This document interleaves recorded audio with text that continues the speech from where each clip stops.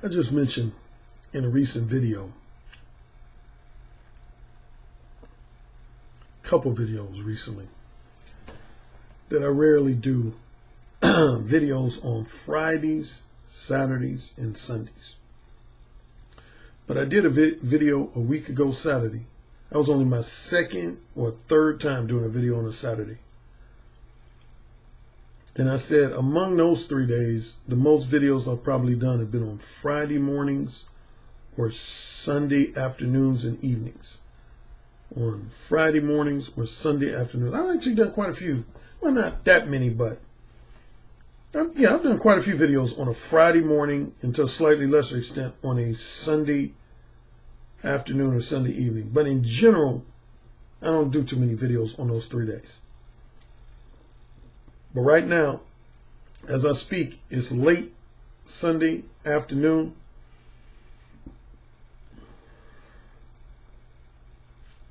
Here's the other thing, man.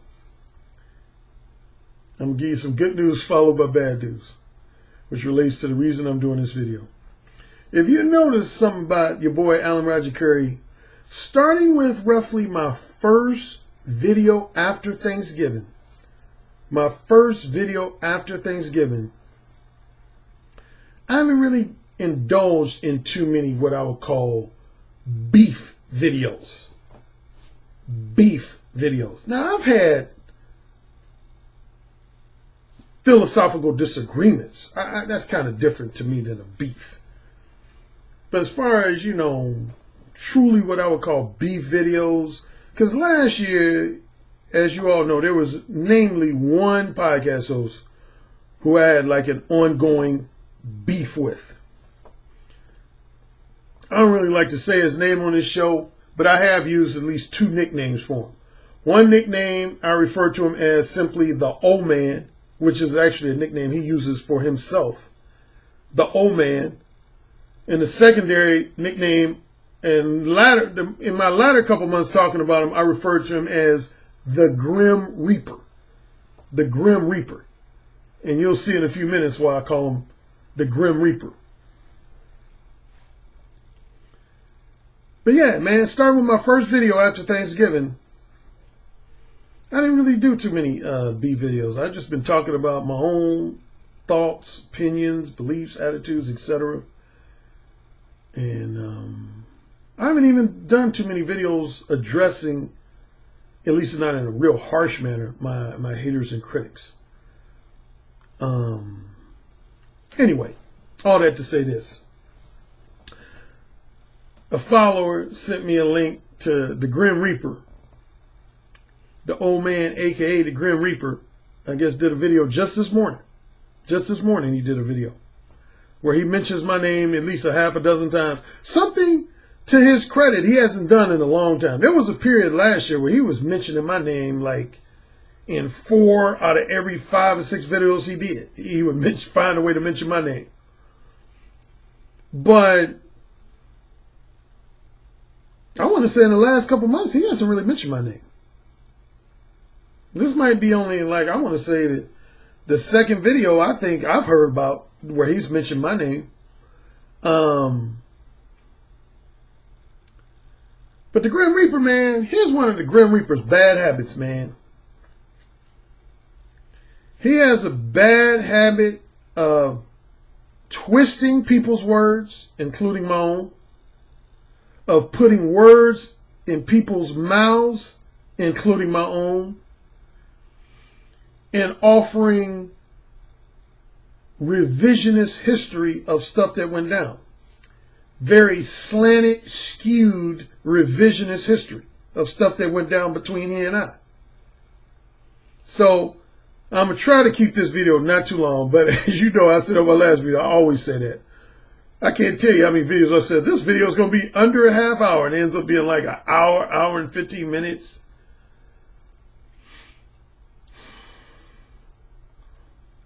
Now, I know there's going to be a small percentage of people, of my followers, they're going to be mad. Because, I got actually, not a lot, but some of my followers got mad at me last year. Any video I did where I addressed another podcast host, and particularly the old man, a.k.a. the Grim Reaper, I had a percentage of my followers, they didn't like that. They were basically like, he's not worth your time. Just ignore him. Don't bring up his name ever again. We don't give a fuck about him.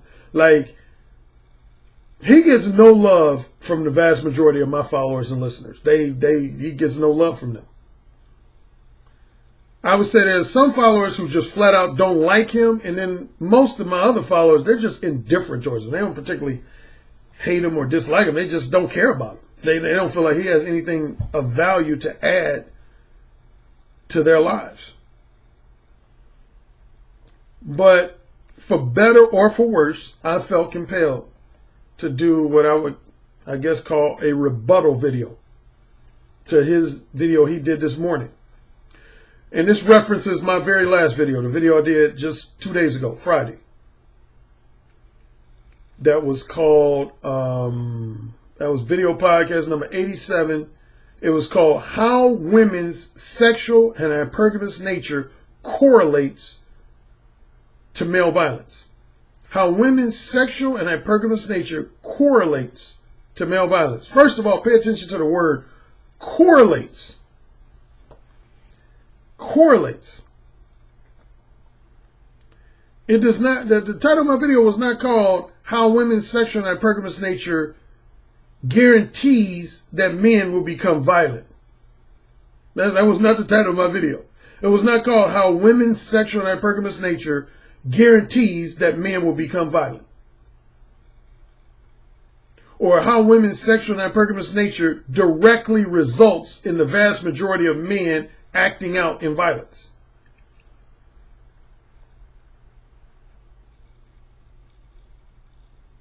But yet, the Grim Reaper, in his commentary today, where he referenced my name, brought up my name again at least a half a dozen times, he basically suggested or implied that I said that once a man experiences what's known as the red pill rage stage, that it's pretty much inevitable that he's going to become violent. That's what he suggested that I said.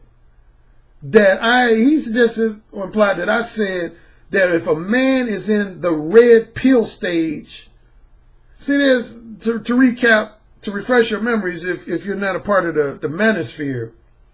In the manosphere, there's a stage known as red pill awareness, or more formally, the red pill awareness and enlightenment stage. That's the first stage that a lot of guys experience, is what's known as the red pill awareness and enlightenment stage. If you see my Negro Manosphere article from not last Monday, but a week ago Monday, you'll see the link for it. Because I wrote an article speaking of this whole thing, that relates to this whole thing. Let me pull it up. Because it relates to my rebuttal.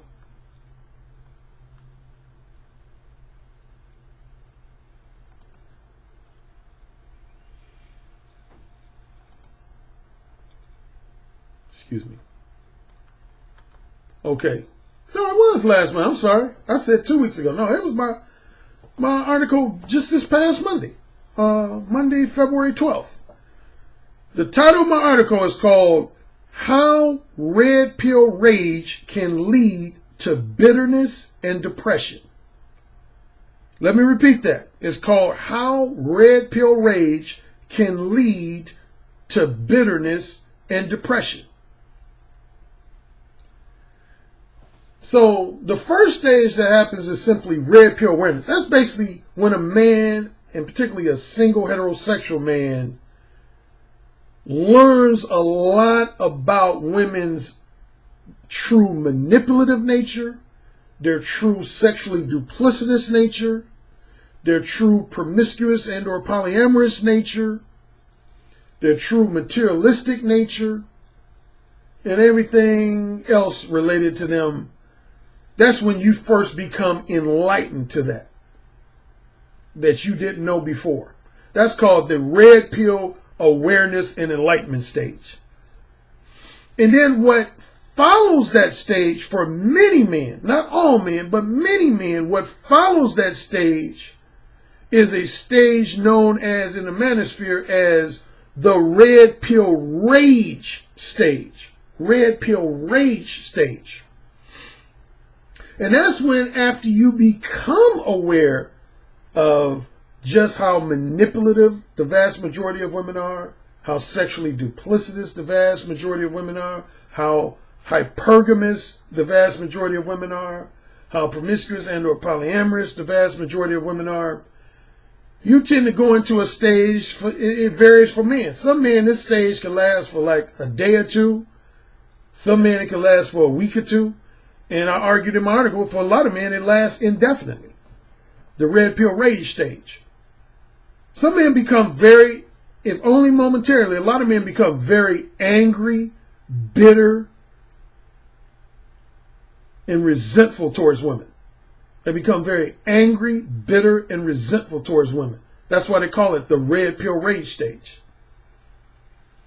And what I argued in my article and in a couple of my videos is that I said, if you don't find a way to get out of that red pill rage stage, at minimum, you're going to be just a angry, bitter, resentful misogynist or borderline misogynist for the rest of your life. And at maximum, you might commit some acts of violence. You might commit some acts of violence. Let me read an excerpt. I think one of the last paragraphs in my article.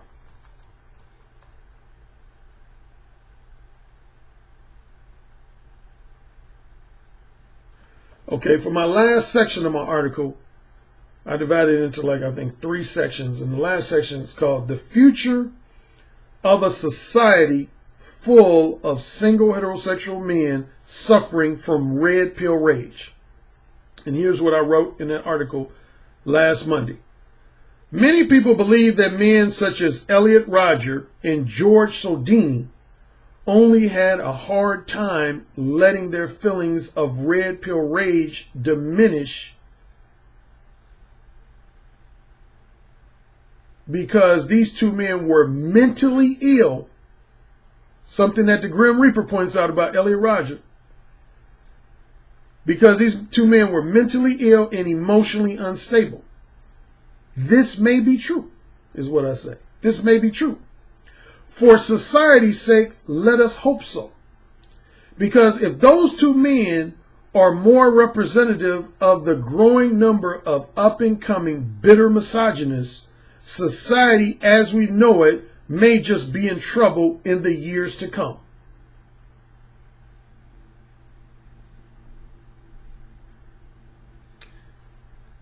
And my recommendation and my final comment is, as a man, do not allow your feelings of red pill rage to bring out the worst emotional feelings and angry attitudes that you are capable of. Let me repeat that. As a man, do not allow your feelings of red pill rage to bring out the worst emotional feelings and angry attitudes that you are capable of. Just make the necessary adjustments in your overall mindset towards socially interacting with women and keep things moving. Hold on to that thought. Hold on to that thought. So from this point forward, I'm going to address, I want to say 3 things, maybe 4. I'm going to give you a brief history, as I did on at least 2 or 3 videos in 2017. A brief history of why me and the Grim Reaper are not cool anymore, because he always slants this story towards his side of things.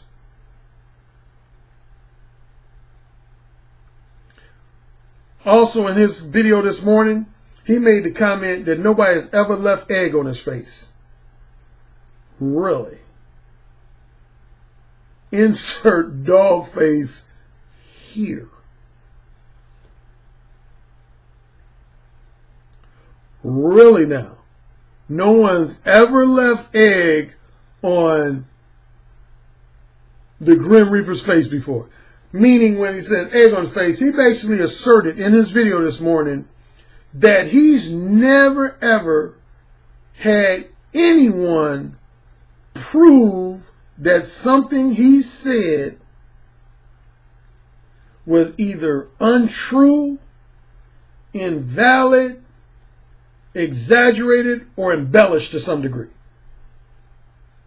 That's what he asserted in his video this morning. He asserted that no person on YouTube has ever been able to prove anything that he's asserted in his videos to be untrue, invalid, exaggerated, or embellished. That's what he asserted in his video. And his way of putting it was, he said, nobody has ever been able to leave egg on my face. Ever. He said, nobody has ever been able to leave egg on my face. Really? Really? Once again, insert dog face here.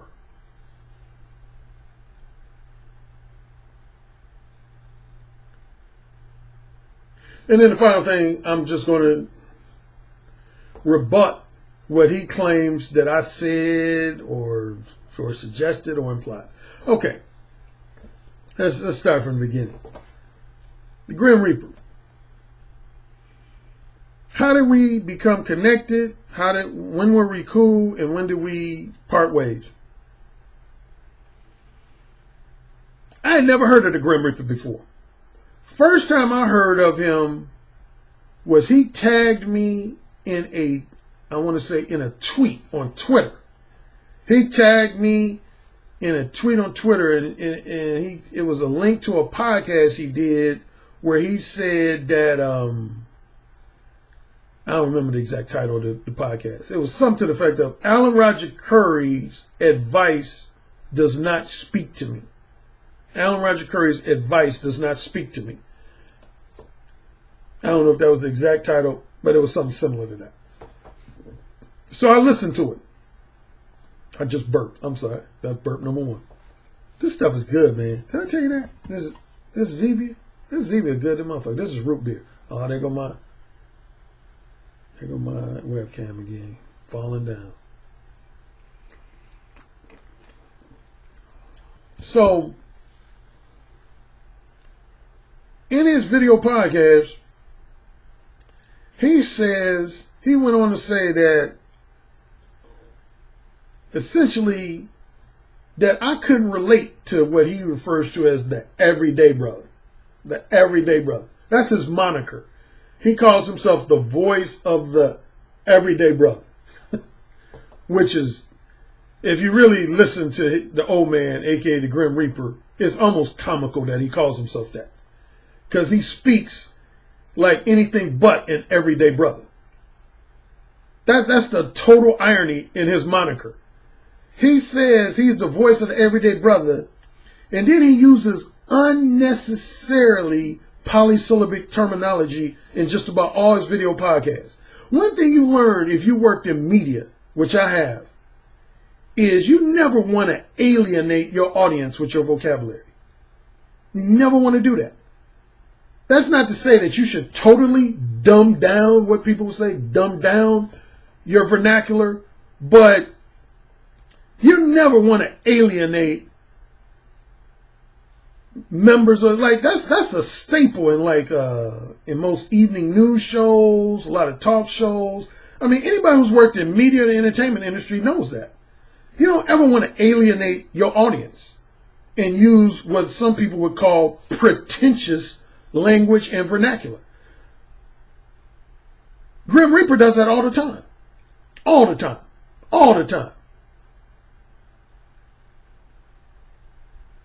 He'll use what some people would call a $20 word when he could have easily used a $5 word. He takes pride in telling people to go to their dictionaries or refer to their thesaurus. He takes pride in that. But here's what is ironic about that. This motherfucker in his vernacular is pretentious as fuck.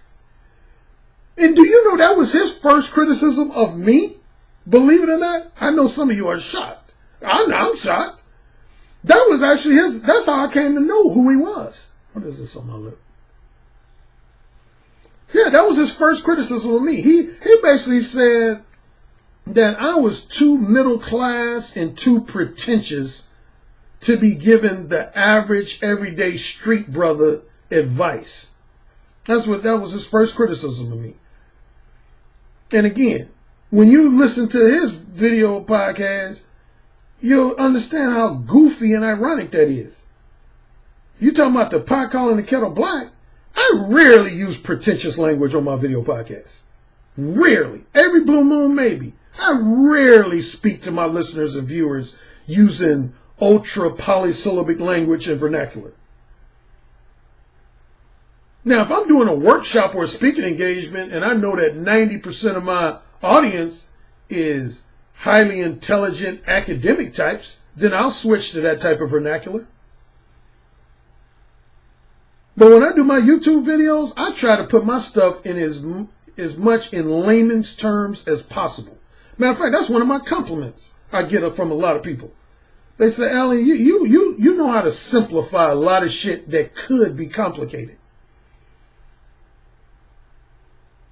The Grim Reaper is just the opposite. He complicates shit that could be simplified. He complicates shit that could be simplified. But anyway, going to our backstory. So he called me pretentious and unrelatable. I fired back. I basically said, you don't know me, dude. You don't know me, man. You ain't never talked to me. You ain't never hung around me. You don't know shit about me.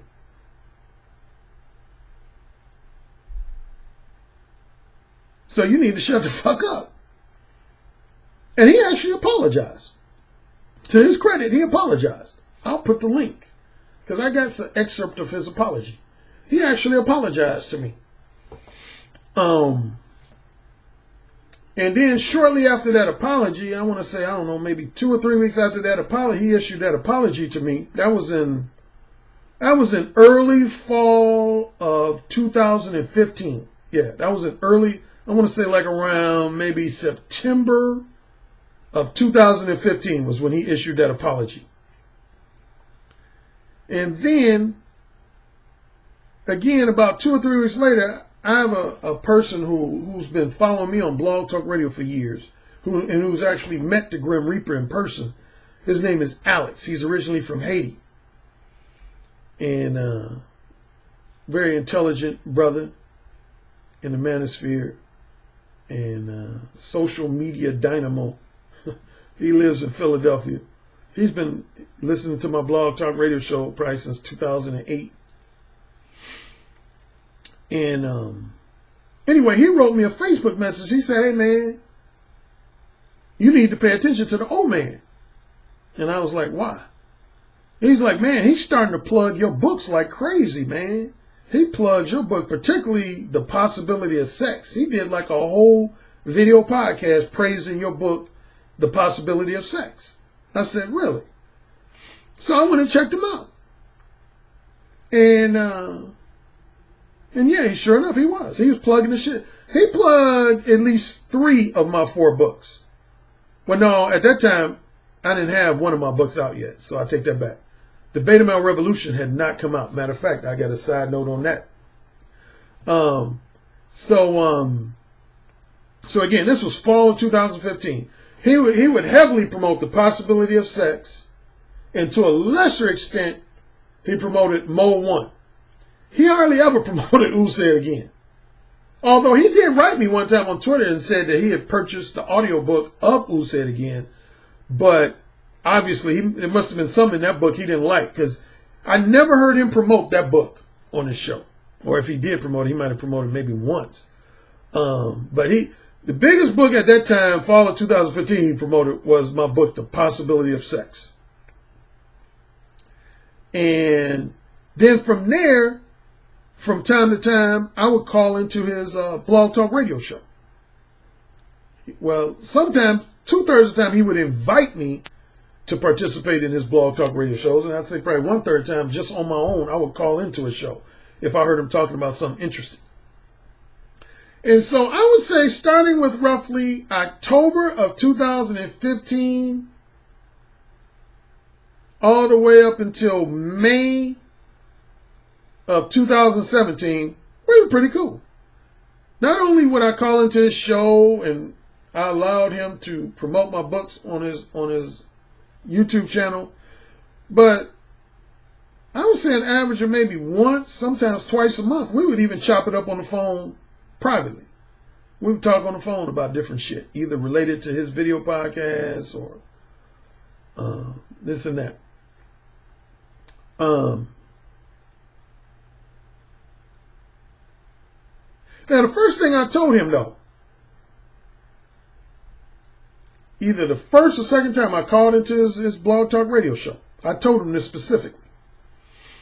I said, man, I've listened to a few of your podcasts. They seem pretty cool.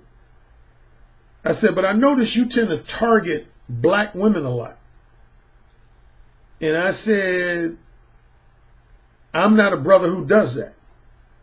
I said, so if you continue to do that, I don't know how long I'm going to be able to rock with you. And I brought up Steve Dean Williams' name. Because if anybody knows me and Steve Dean Williams' history, knows me and Steve Dean Williams have had at least a half a dozen falling outs. Some of them very short-lived, other ones longer. Matter of fact, right now, I haven't spoken to Steve Dean Williams in probably like about 2 months, minimum, if not a little longer. That's another story for another day. But yeah, me and him are not talking right now. But one of the first things that caused me and Steve Dean Williams to fall out on Blog Talk Radio, man, was he would always attack black women, man. That's what caused me to start my own show on Blog Talk Radio, because I started off on Blog Talk Radio being a reoccurring guest co-host on Steve Dean Williams' show. Until he did one episode where he made this comment. He said, all black women are bitches. And I told him on air, I said, dude, I can't rock with you on that. I can't rock with you on that. And he said, okay, then get the fuck off our show. And I did. And about 2 or 3 weeks later, I started my own show. But like I said, I don't really want this to focus on my differences with Steve. That's another show for another day. But anyway, I told the old man, a.k.a. the Grim Reaper, I told him. I said it in a lighthearted manner, but I said at that time, I said, dude, because I'm not down with brothers, man, who single out black women for criticism. I ain't down with that shit. And that's well known among people who've been following me for a while. Like, one thing, if you notice about me, man, if I criticize women, which I definitely have over the years, I criticize all women, man. I don't care if they white, black, Asian, Hispanic, Middle Eastern, whatever the fuck they are. I criticize all women. I never single out women by race, unless it might be in some kind of real lighthearted manner. But I rarely, if ever, single out women for criticism by race. The closest thing I've been guilty of, if anything, and I've mentioned this before, I probably am more guilty of generalizing women for criticism by age than I am by race. Now, yeah, there's a lot of times when I've loosely criticized all women over 40, or all women 45 years of age or older, or all women 36 years of age or older. So I've had people call me out for criticizing women by age, which I will openly acknowledge. But when it comes to criticizing women by race or ethnicity, I rarely, if ever, do that. And I don't like other people who do. I hate when people try to act like black women are 10 times more fucked up than white women. To me, those are brothers who ain't never really dealt with no white women who say that shit. Those are brothers who ain't never really dealt with no Asian women, no Hispanic women, who believe that black women are the most fucked up women on the planet. I've dealt with women of all races. I've fucked black women. I've fucked white women. I've fucked Asian women. I've only fucked, I think, one Middle Eastern woman, so I can't really comment on them too extensively. And even more so, phone sex, man. I've had physical sex with at least one member of just about every race and ethnicity, and phone sex, understatement. I've had phone sex with at least probably like 10 women of every race, culture, ethnicity that you could think of on earth. There I go, rubbing my balls in people's face. Shout out to Brother Maceo and Rob Wills. So yeah, I just don't like that, man. I mean, I'm not saying other people don't have a right to do that on their channel. So let me make that clear. If you own a blog talk radio show or a YouTube channel, or you got some type of other venue that produces an audio podcast or video podcast, you got the right to talk about anything you want to. Shoot, you could be a racist white dude and say, hey, this is my podcast where I talk about how much I hate niggers. My name is Billy Bob Johnson, and I hate them niggers. And this is my YouTube channel, and I can talk about the fact that I hate you niggers. Hey, shit. If it's a YouTube channel, let them talk about their hatred for us colored people. So my thing is, man, if you got your own YouTube channel, you can talk about whatever the fuck you want to. I'm just letting people know that I'm not going to rock with you, though. If you're a guy who likes to frequently single out black women for criticism, I'm not going to rock with you for too long. I'm just not. Because I don't look at black women as being any worse than any other race of woman. I think black women have their flaws. I think white women have their flaws. I think Asian women have their flaws. I think Middle Eastern women have their flaws, and whatever else race of woman you want to talk about. To me, all of them are manipulative to some degree. All of them are sexually duplicitous to some degree. All of them are materialistic to some degree. All of them are dishonest and capable of lying to a motherfucker. So, you know, spare me with that shit that black women are 5 to 10 times worse than other women.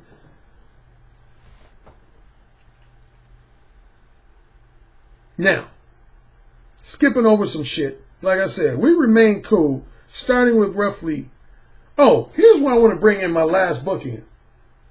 The Beta Male Revolution, which was another book he started promoting once it came out. You know what's interesting? And I admitted this on at least one other podcast before. And I'm going to reiterate it.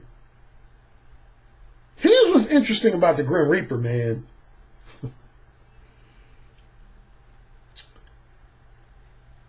He's the type of dude that if you have a frequently said phrase or even a concept or something, the Grim Reaper will a lot of times just liberally borrow your shit. He'll do everything short of just flat out stealing your shit, man. And I've told him this directly. That's one of my criticisms of the Grim Reaper. He's a highly unoriginal motherfucker. He's a highly unoriginal motherfucker. Like a lot of his sayings and phrases and stuff like that are stuff he borrowed from other people. And sometimes he gives credit to those people, which is what you're supposed to do, and other times he don't. And do you know one of the because here's an interesting story about Beta Male Revolution. Initially, I wasn't going to publish the Beta Male Revolution until around late 2016 or early 2017. I had it slated to be done at the end of 2016 or very early part of 2017. But I ended up coming out with the Beta Male Revolution in June. You want to know a contributing reason why? This ain't the only reason or the biggest reason, but it's at least a contributing reason. Because I mentioned the Beta Male Revolution. This is a term I've been using for a few years now. I was interviewing this guy named John Berger on my Blog Talk Radio show. And I mentioned the concept of the Beta Male Revolution.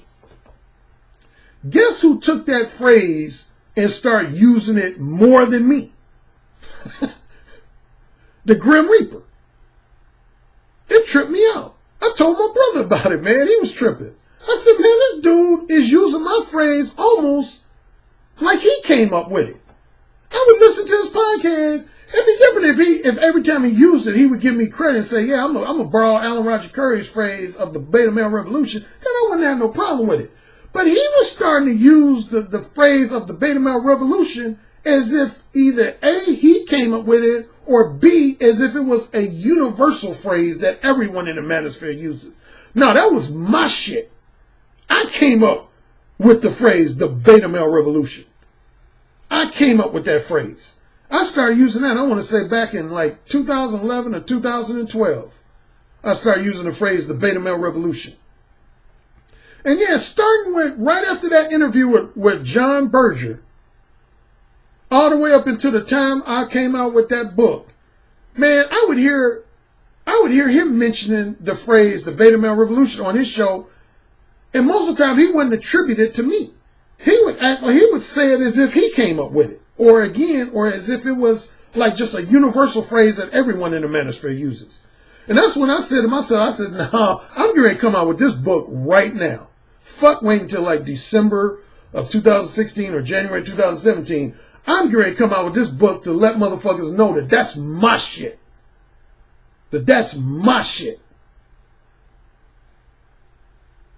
Yeah, so I published that book roughly 6 months earlier than I planned on publishing, because at first I was going to do a little bit more research to add into the book, a few more like historical facts type stuff that the Grim Reaper loves. He always talking about facts and research and all that. Well, if I would have came up with my book the way it was originally planned to be, he probably would have loved that book even more, because I was going to have a whole bunch of like citations and references and that type of thing. But you could say, for better or for worse, I ended up kind of rushing that book out. Mainly, again, part of the reason was because of him. He was using my phrase more than me.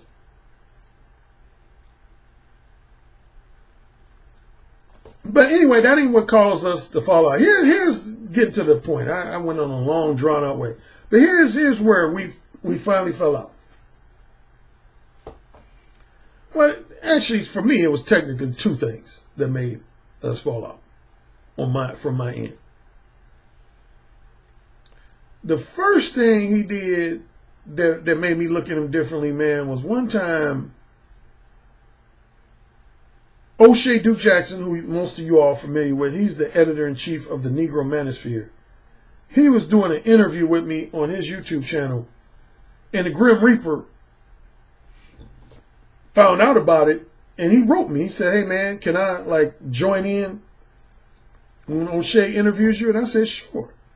And I'm thinking, he wanted to just listen to some of the questions that O'Shea was going to ask me, and then based on my feedback, he might have wanted to ask a question or two or offer some feedback.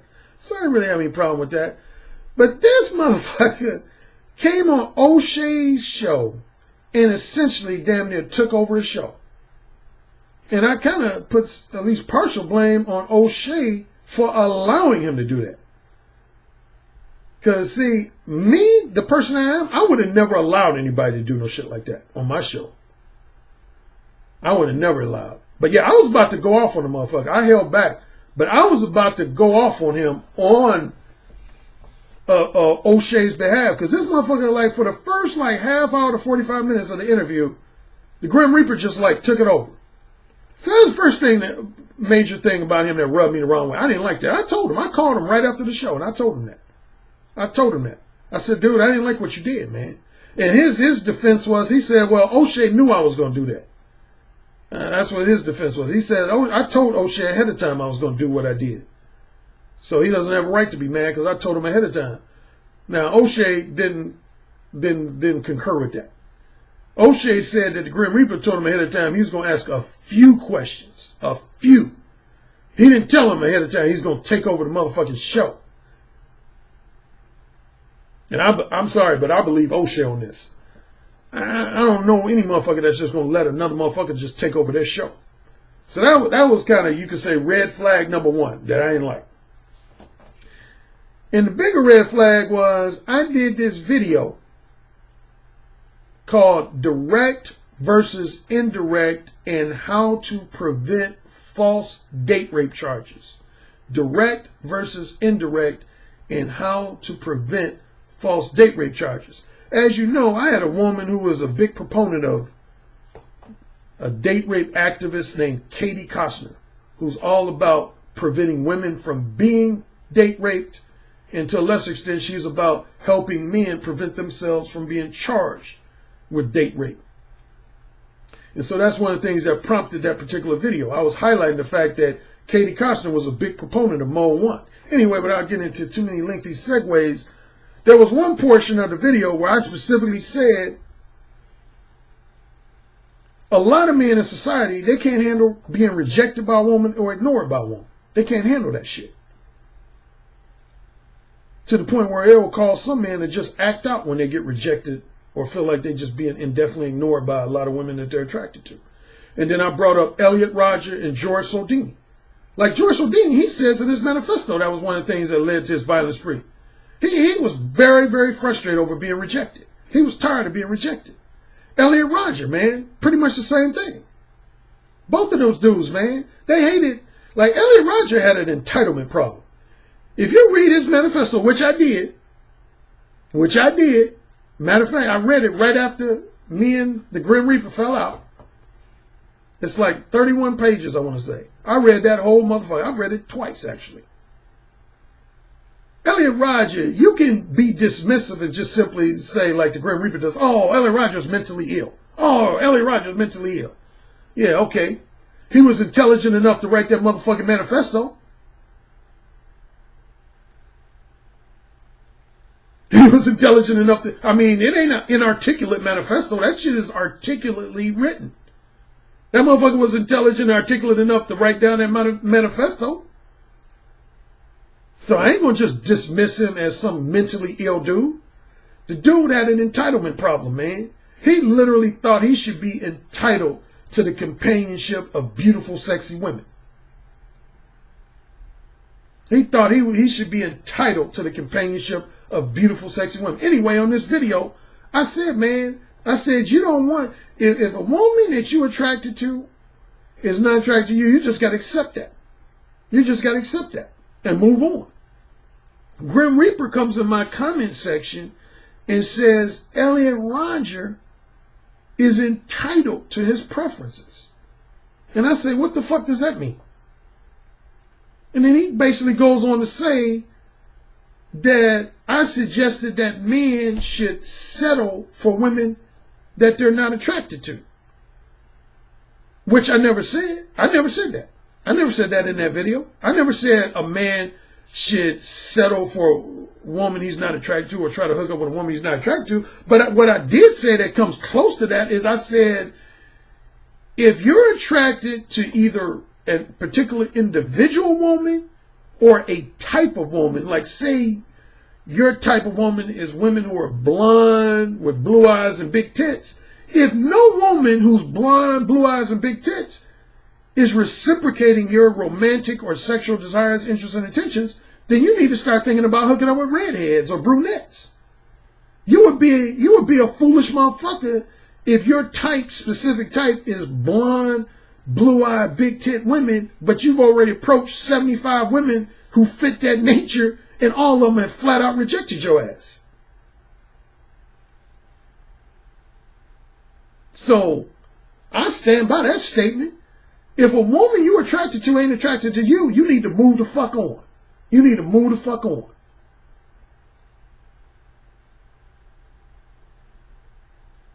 If you're attracted to Lupita Nyong'o, who was excellent in Black Panther, and she ain't attracted to you, you got to move the fuck on. If you're attracted to Keke Palmer, and she ain't attracted to you, you got to move the fuck on. If you're attracted to women who look like Megan Fox, and no woman who looks like Megan Fox is attracted to you, you got to move the fuck on. If that means being by yourself indefinitely, so be it. Again, I would never tell a man to hook up with a woman that he's just flat out not attracted to. I've never ever told a man to do that shit. But I've told many men that you got to learn how to handle rejection. So anyway, that night, this was in early June of last year. That night, I wrote him an email. I said, bruh, I don't want to do business with you no more. Let me repeat that. I said, bruh, I don't want, not that we were technically doing business. In an indirect way, you could kind of say we were already collaborating because I was allowing him to promote my books on his show. But he had proposed 3 potential business ventures that never came to fruition, that never manifested themselves. First one was he had proposed the idea of selling Mo 1 t-shirts in Philadelphia and the surrounding area. Second thing he had proposed to me on the business end was he wanted to sponsor a book signing for my book, The Possibility of Sex, which he loved to death. but I didn't have it. I don't have that in paperback form, and you can't really do a book signing if you don't have a book in paperback form. Now, here's why I'll give him some credit. The Grim Reaper is arguably the first black male to ever offer to sponsor book signing for me. And this is one of the reasons why I don't like to criticize black women. Do you know almost all the black people who have sponsored my book signings have been black women?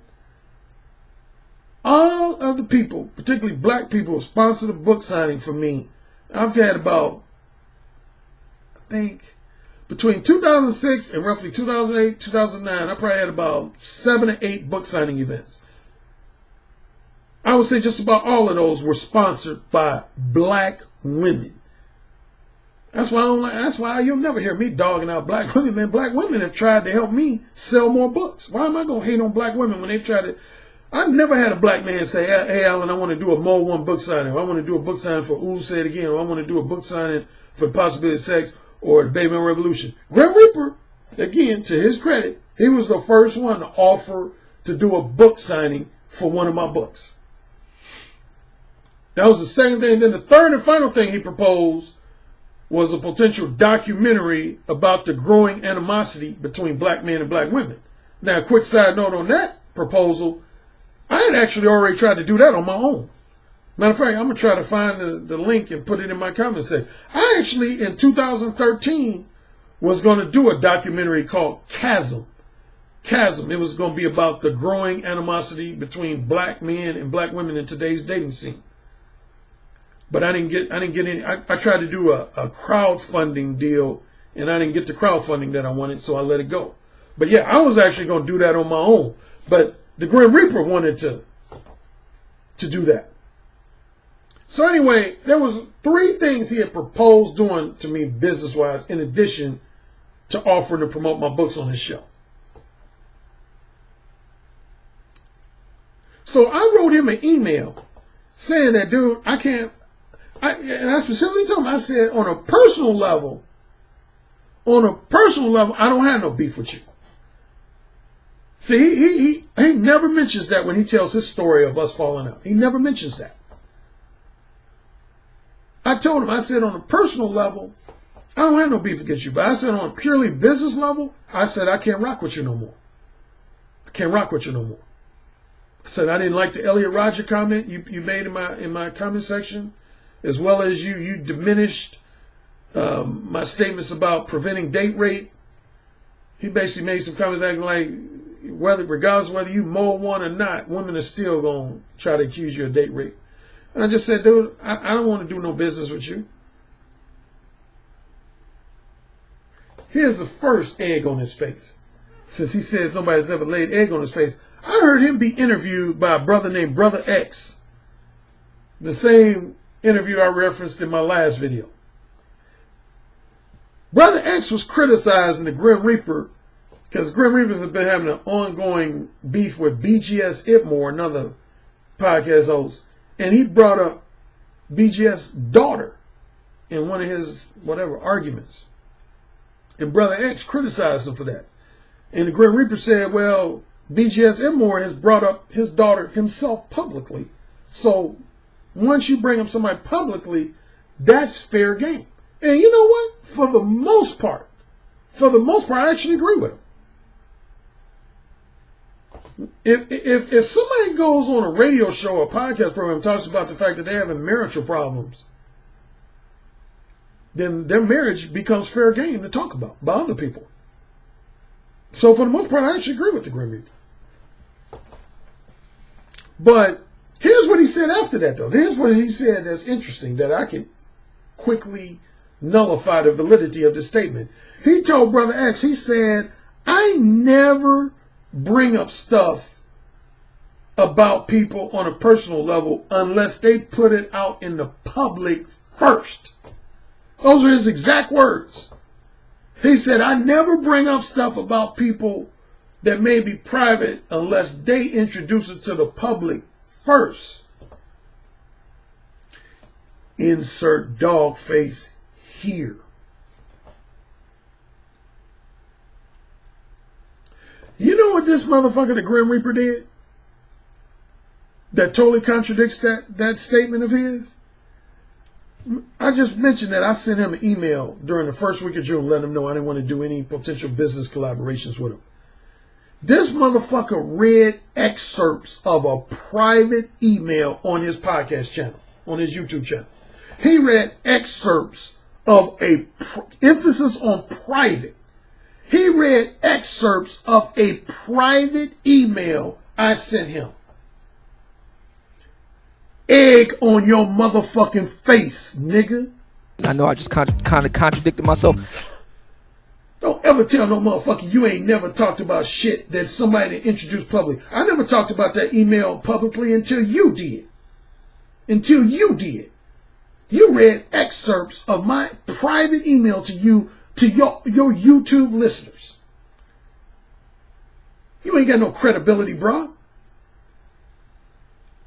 And speaking of him contradicting stuff and saying that people have never had egg on his face, you know what the Grim Reaper once told me? He said, Alan, you always tend to insinuate, I'm paraphrasing his words, but essentially he said, Alan, you always tend to insinuate that I'm an angry, bitter misogynist. But you can't prove that. Show me an audio clip or a video clip of me stating criticism of black women in an angry, with undertones of anger, frustration, bitterness, and resentment. He said, just about every time I criticize black women, I just lay out the facts. I say it in a matter-of-fact manner. I don't have any type of emotions behind it, or any type of anger or frustration or bitterness or resentment behind the things I say about black women. I just say stuff matter-of-factly. And you know what? At the time he said that to me, that was pretty much true. I couldn't find any audio clips of him sounding really angry and bitter and resentful towards black women at the time he made that comment to me. But guess what Christmas present this brother delivered for me? Guess what present he delivered for me? A few weeks after making that statement to me, or even more than a few weeks, probably a couple months or so, he does a video podcast called Sexual Subordination, which, interesting enough, is no longer on his YouTube channel. It's on his Patreon page, but it ain't on his YouTube channel no more. I'm gonna let you hear an excerpt that totally contradicted that statement. Again, his statement was, Alan, I dare you to provide me with an audio clip or a video clip where I sounded angry, bitter, or resentful in my criticism of black women. He basically argued that anytime he criticizes black women, it's just in a very calm, matter-of-fact manner. Now you listen to this. See, a lot of women what they want to do is they want to pathologize normal male sexual desires. This is the reason why you hear all this increasing, the street harassment stuff, wanting to make that a crime, this fake date rape bullshit and all that. They want to do that because a lot of women really don't want to fuck. And when they do, they want to fuck a small pool of sociopaths. And I say, that's cool. Go ahead and do that. But just understand, you get nothing from me. Nothing. No caring, no empathy, no social capital, no human capital, no input, no help, nothing. You get nothing from me. Understand that. Know that. This is the reason why the black community is a fucking cesspool, because brothers like me have made it clear through our actions, but that's not enough. We have to now start saying it. You get nothing from me. Nothing. You will die in a pool of your own fucking excrement fucking with me. I will happily watch what's left of black America burn in fucking embers to the ground with glee. That's the price you pay, ladies. That's the price you pay.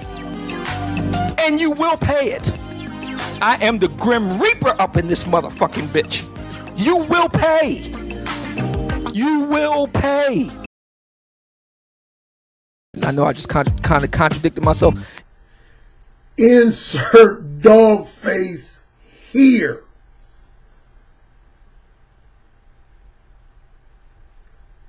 Now, I don't know about you, but that motherfucker sounded kind of angry to me. And I'm saying kind of very sarcastically. He sounded kind of angry to me.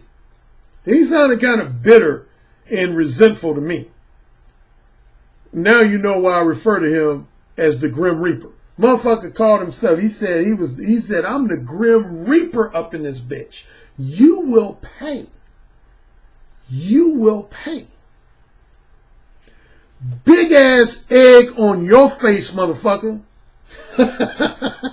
Big ass egg on your face, motherfucker.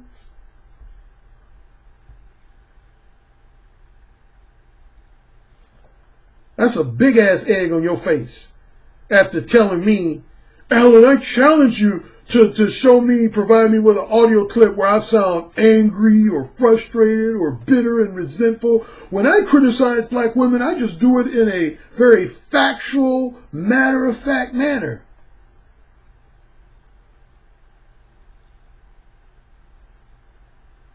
And to wrap up, again, to rebut what he said or said I said or implied that I said, I never said that if a man is in the red pill stage that he's guaranteed to become violent. I never said that. I never said that. I never said that he's guaranteed or it's pretty much inevitable that he's going to become violent. I said that there's a potential for a man to become violent once he enters into the red pill rage stage, particularly if he remains in that stage indefinitely. I definitely said that there's a potential for men to become violent, but I never said that that's like a definite fact, that that's guaranteed to happen. So you're wrong, bro. You was talking out your ass today. That's what you was doing when you was mentioning my name a dozen times. You was talking out your ass. You didn't prove shit. You always talk out your ass. You use a bunch of big words while you're doing it, but you talk out your ass all the time, particularly when it comes to me, man. You an unoriginal motherfucker, man. You be stealing other people's philosophies, stealing other people's signature phrases, stealing other people's concepts. That's one of the reasons why I got beef with you. And why I ain't cool with you no more. You an unoriginal motherfucker. What you do is read books, you memorize shit, and you regurgitate the shit you've memorized to your listening audience. But you don't introduce nothing real, nothing original. Nothing original, motherfucker.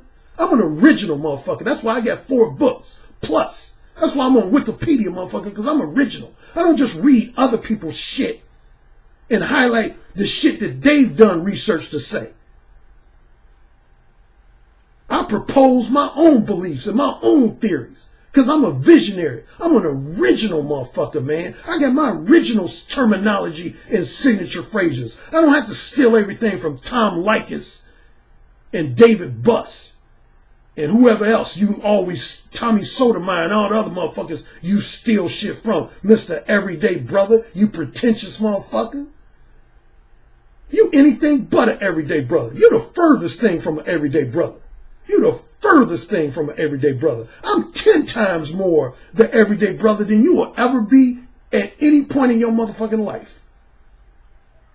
Marinate on that shit. I'm out, peeps.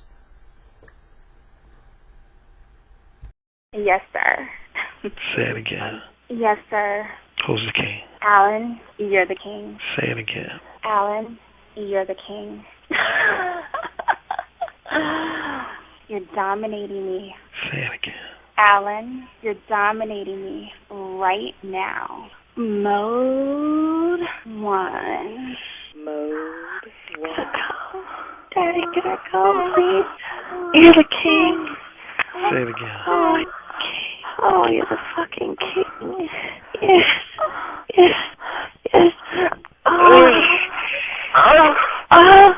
You're the king, Alan. AKA the king of verbal seduction. You know, it's the tone of your voice, how seductive your intonations are, the vibrations that you could just reach out over the phone lines and stroke a woman's breast just by the sound of your voice, how you could make her pussy so wet just by the sound of your voice. That's actually very hot. So you said my show was what? I said your show is powerful. Oh, say it again. Your show is powerful. But the king would fuck me really good. Oh, yeah. Who's the king? Alan Roger Currie. Oh, yeah. Who's the king? Alan Roger Currie. The king. The king. The king.